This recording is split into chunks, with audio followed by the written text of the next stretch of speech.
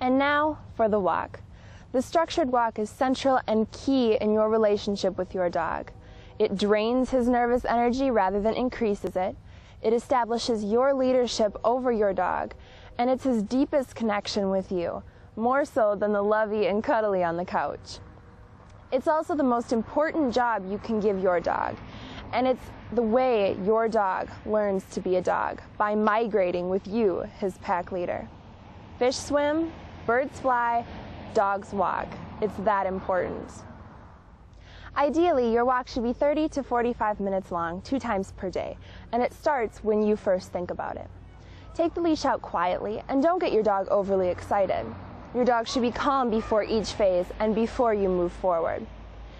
You'll need to enter and exit in front of your dog in any major doorway at all times. Now, this does not mean every doorway in your home, just the major ones: front door, back door, garage door, etc. During your walk, you'll want to keep your dog at side or slightly behind you to establish your pack leadership. Also during your walk, you'll want to give your dog about a 5-minute break halfway through the walk to sniff, roam, and walk on ahead. Always be sure to keep your dog on a leash, unless, of course, you are absolutely certain that your dog will return to you. We've talked to you about the innate makeup of a dog and the structured walk, and of course, their importance. Now, we want to show you how that looks.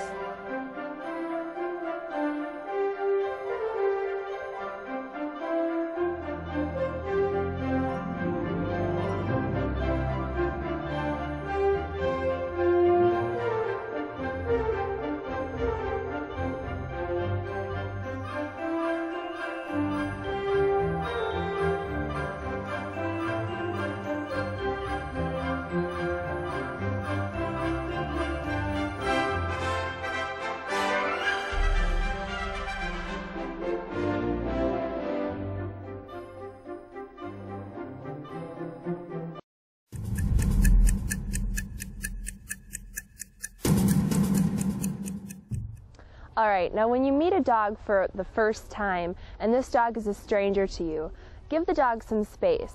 Let him realize that you belong in that space as well, and establish your pack leadership right from the beginning, with no touch, no talk, and no eye contact. When he warms up to you, if he warms up to you, give him a little bit of affection. Do not gush by any means, just a little bit. If he is overbearing with you, give him a bite, cupped hand under the chin to back him off, and then ignore him. Do not give him affection when he is in an unbalanced frame of mind. Now, you may be wondering why we at Walks and Wags adhere to no touch, no talk, and no eye contact, when the rest of the world seems to do it just fine. The reason is an extended hand from you to a dog only gives the dog cause to expect either a treat from you or cause to bite you. The second option doesn't sound too good now, does it? When you're on a walk with your dog, tell people who approach you to pet your dog that he is in training to deter them from greeting him. When you want to intentionally have dogs meet dogs, it's important that you walk them side by side so that they can bond as a pack. Now, if you want to, you can be fairly far apart from each other and then just work your way in, as we'll show you here in just a few moments. If a dog meets another dog nose to nose, that can just be a perfect setup for a fight, depending on the nature of the dog and what they are going to do. Now, if you have 2 dogs, maybe they aren't both yours, one might be yours and one might belong to a neighbor, somebody that you have to see on a regular basis, and let's say your dog does not like that neighbor dog. Get a towel or a blanket and rub it all over that neighbor dog and pick up the scent real well.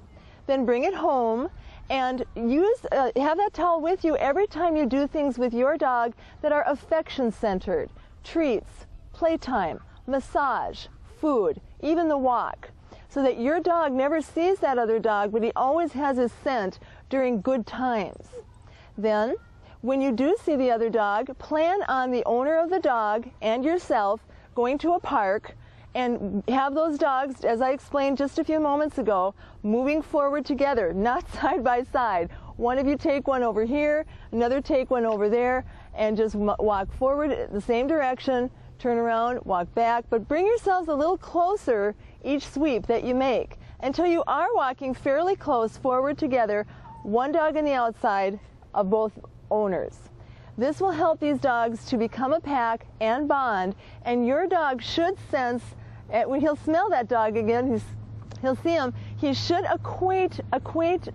connect it with something very pleasurable, and that can ultimately, not always, but it can bring two dogs together who once were enemies to be good friends.